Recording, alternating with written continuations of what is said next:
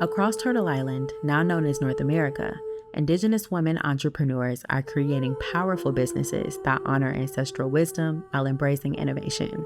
So I create fashion that is comfortable, stylish, and that honors the planet. At Rise, we support communities by amplifying their interests and needs with corporate Canada. I create skincare that helps people, not only for themselves, but also for their children. I support communities by helping them get in touch with their most powerful sense of agency. Many Indigenous-led enterprises have embodied B Corp values long before they ever heard of such certifications, naturally aligning community care, sustainability, and respect for the land within their business models.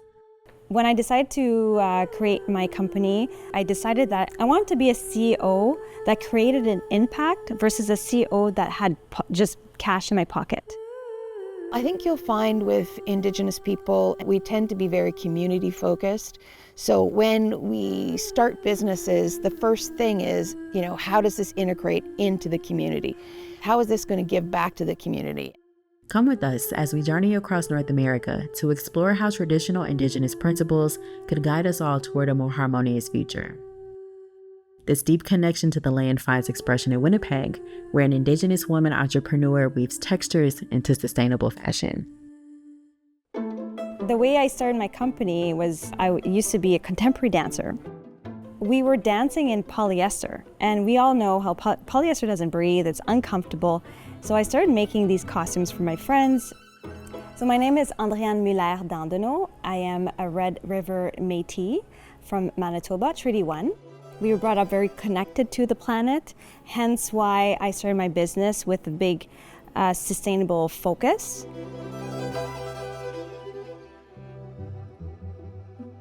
So right now I'm looking at creating a new cape for our zero waste program. This is pieces that we have from our fall collection. And I decided to do a mental cape because for Métis people, we used to do a lot of, we wear capes. With the B Corp, one of our projects is to weigh the waste that we have and try to reduce how much fabric that we throw out to the landfill. Hey, Papa, what are we doing for our fall collection, our fall-winter collection? Like, what design are we thinking? Okay, let's try. I want to see. My preference is always trying to connect it to our heritage. Yeah. So the Métis and the First Nations, the birch tree. My parents told me when I started the company, they said, what kind of designer do you want to be? Because they kind of knew where this would go in the fashion industry. And I said, well, I really want to reduce waste. Like I was not here for making money. I was here to really create an impact. So they said, okay, so you're here, you're a CEO of impact versus a CEO of cash. I'm like, oh yeah, that's pretty cool. And then they also said, remember where you come from. Alors, voici ma maman. Here's my mom, because her mom is Huguette Muller, and our Métis ancestor is Catherine Muller. And she just loved to do embroideries. So, of course, these were flowers that she would have seen in the fields. I really took her spirit, and the reason why I have pieces that have either the full modernized embroidery or my dad kind of simplified another version of the Métis of her vine, is to really keep her spirit alive in my company. And that is, for me, paying homage to Catherine Muller and everything that she brought to me, because I am a descendant of her. So, and now with these, which are from 1800s, we have changed, we have adapted, but yet her spirit is there because these kids, they have roots. They know what their roots are. Right? Yep. Yeah. So when I design, I have made my mission to always start with the end life. How is it going to be discarded at the end, and what am I leaving in the land? we created a program called Return to Nature, where we have 6 programs that creates a circular life cycle for our garment. One of the programs is called a resale. Another program is called the Zero Waste. And then we also have a Revive program, which is creating new garments from upcycled pieces. To the last step of a production cycle, we ship also every order in a compostable mailer. For me, what's important is that my staff is happy when they come to work, that they feel seen, they feel respected, they have good pay, that my customers love what we do. Like, those are my values, and that's my success. For us, B Corp was really good to put everything in place in processes and actually tighten up our policies and also to show the world that we are a small company but doing huge impact. And that for me was very, very important. Respect for tradition and ancestral wisdom guides the next phase of enterprise, shaping decisions with reverence for the past and responsibility for the future. In Fernie, Canada, an Indigenous entrepreneur is fostering truth and reconciliation across communities. Often we hear in community that we're standing on the shoulders of giants, and I believe that and I feel that. It's really a visceral experience for me often as I lead this work, as I see individuals that I'm asked to support or walk beside have a transformational moment, a learning moment where they think, I see that I have agency, I have influence, I want to be part of this work, Annie. And I give thanks to Grandma and her family, her parents, your grandparents. Yeah, that's true, yeah. My name is Annie Corver, and I am a proud citizen of the Métis Nation. I am the founder and principal at Rise Consulting. I am a mother, a daughter, a sister, an auntie, and I make my home in Tanaha territory. We're surrounded by nature. We spend so much time on the land. The mountains are my medicine, and I use that language, that being here and being able to roll out on our bikes on the trail is really meaningful for us, and they're building that connection as well.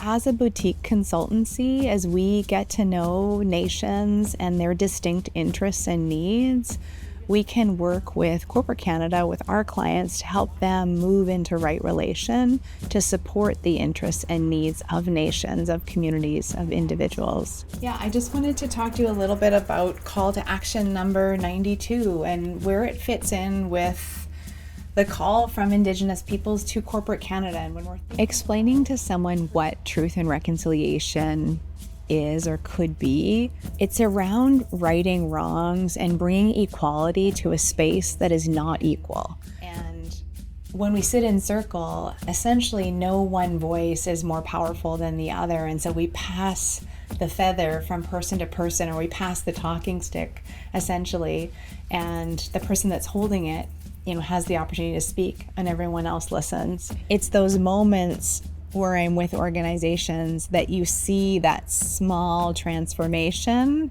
and it's these small ripples that they create a bigger movement or a bigger wave over time, and that we rely on them. Going through the B Corp certification process and being in the level program, just like when I work with clients, I know where they're going. And it's my job to coach and mentor them on their journey as they advance truth and reconciliation. And with the B Corp process and becoming certified, it was the same, because every time I leaned in a little bit more, I could see the intersection between why B Corp exists and the alignment with what we were doing with purpose and impact. Truth and reconciliation work fosters growth in the ways communities honor the past, show up in the present, and foster our future. By honoring ancestral spirits and mobilizing the talents and leadership of Indigenous people, this Montana entrepreneur empowers women and builds resilient, human-centered communities through collaborative planning and facilitation. So we're in South Central Montana, and we are not in an environment that has abundant resources, support for, or an environment that fosters many businesses. Hang on, just crank it up. Hey, hang on, guys. However, the spirit of desire to do meaningful things and to provide for ourselves and provide for our families and our community things that we really need, it exists. When you think about what it took for you to find what you needed to start your recreational boating business, what was that starting point for you? Getting over that fear of not charging enough, but then I think once we had been out here on the water enough times, realizing how special this place is, how special this whole spot is. There's not another place like this in the world. And it's the women who are really tied in with the absolute necessity to keep picking yourself up and keep moving forward. Thank you for coming to Mighty View. Balase Lesley Kabotie, B Corp. My name is Lesley Kabotie. I am from the Mighty View District on the Crow Reservation.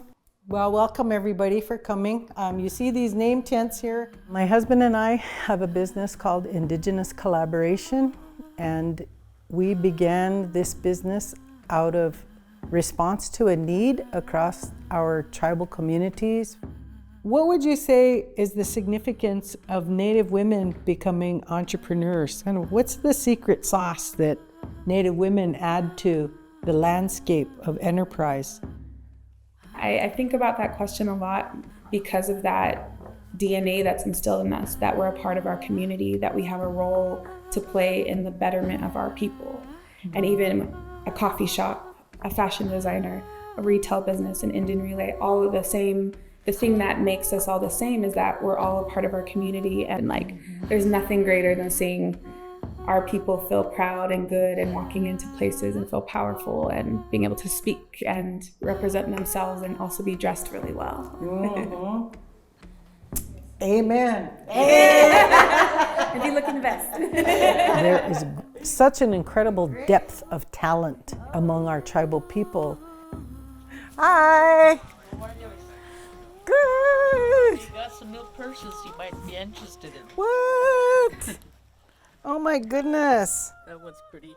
Yeah. Theo Hugs, who has a storefront in Crow Agency and is one of maybe two enterprises operating on the reservation that are not either owned or operated by the tribe, but that are woman-owned. Wow. Oh my goodness. She's an expert at making L2 stresses. Mm-hmm. Theo has been in this space for decades and has been an inspiring leader herself and her family and in the community for a very long time.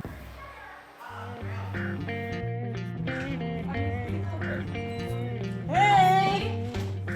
How's it going? Good, how are you today? I'm good. How's biz? It's good. Tana is a young woman who just started a coffee shop, which everybody drinks coffee. Thank you. Welcome.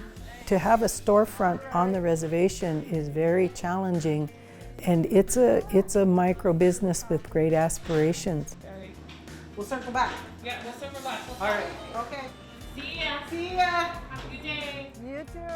I think what brings me the most joy is witnessing how transformational it is when our people are in dialogue with their own history, the complexities of their own current situation, but get deeply in touch with their dreams and aspirations for the future.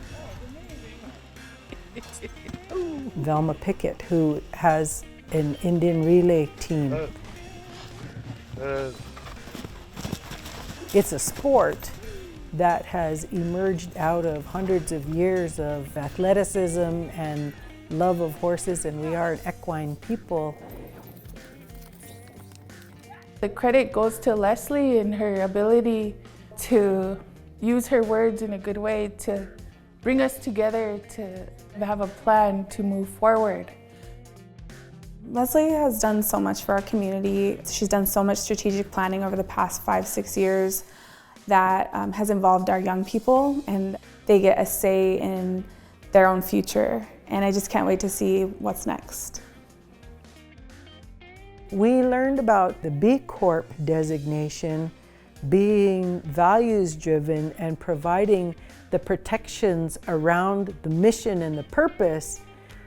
We were all in, baby. We were like, finally, something has evolved that makes sense to allow you to interact and participate in commerce without having to abandon your values and your decision-making around the impacts and implications of choices that you make that are more tied with the social good or the environment or whatever. And then when we found out that everybody who's the B Corp is part of the hive, I was like, I'm in, baby. I want to be a part of the hive. I want to be a part of the queen bee in my own business. This Indigenous community-first enterprise shows that embracing B Corp values beyond consulting and mentorship, small businesses can thrive on their own terms while staying true to their identities. In Vancouver, BC, another Indigenous entrepreneur is healing her community both out of necessity and intention. My little girl, she was 8 months old. She developed eczema. So I took her in to see the doctor, and the doctor said the only option was steroid creams. I know that steroids aren't necessarily the best for everyone, certainly not in the long term, and definitely not for infants. So I bought a crock pot off of Facebook, used for $15, and went ahead and used my research, looked at academic studies, traditional medicine. I looked at the existing medical research, combined that all into this little crock pot, and created something that ended up clearing up my daughter Esme's eczema in just 2 days. My name is Patrice Mousseau. I am the CEO of Satya Organics. My mom and father is Leo and Ellen. My grandfather is Romeo, my grandmother Monica, and my great-grandmother is Antoinette, and my daughter is Esme. I'm a member of Fort William First Nation, and I grew up in Treaty 3 in Sioux Lookout. I came across the name Satya, and it's an Indian philosophy of truth.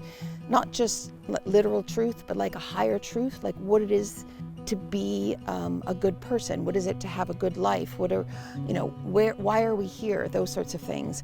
So I saw that as a North Star for my company, and it just resonated with me.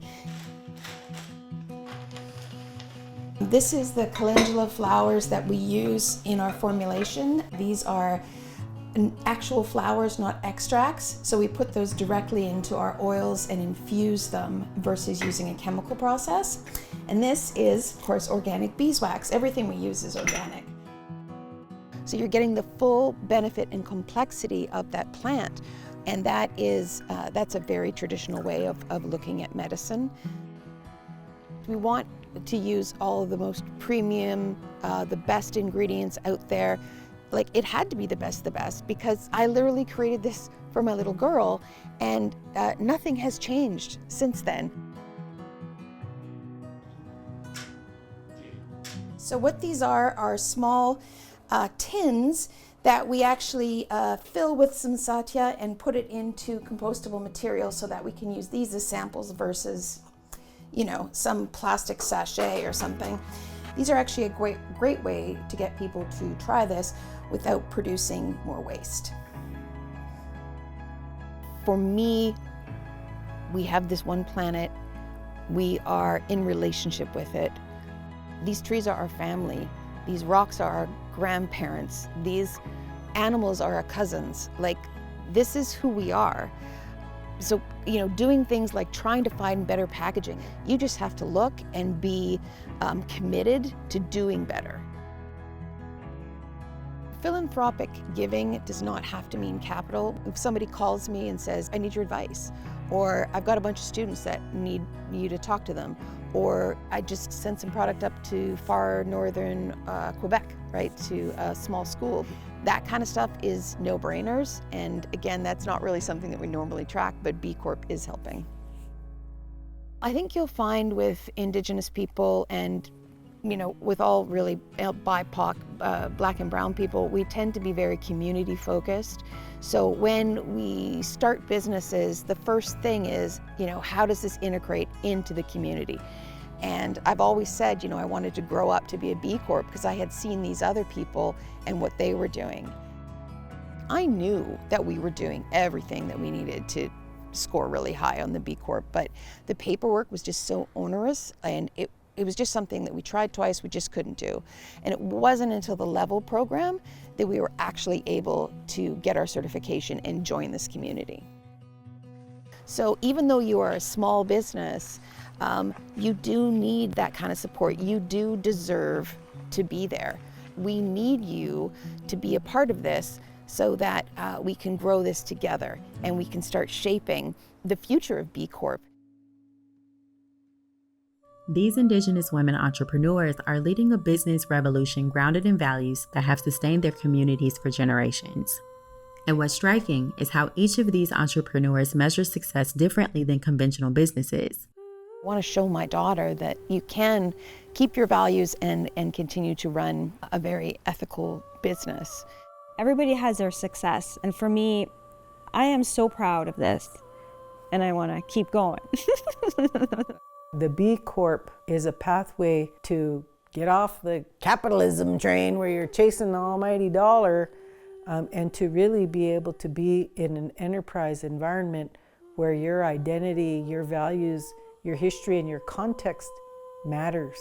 The Level program has played a crucial role in making B Corp certification more accessible to marginalized women entrepreneurs, the women who seek to meet the needs of their communities, fulfill the deferred dreams of their ancestors, and who envision a future where equity and access are available to all.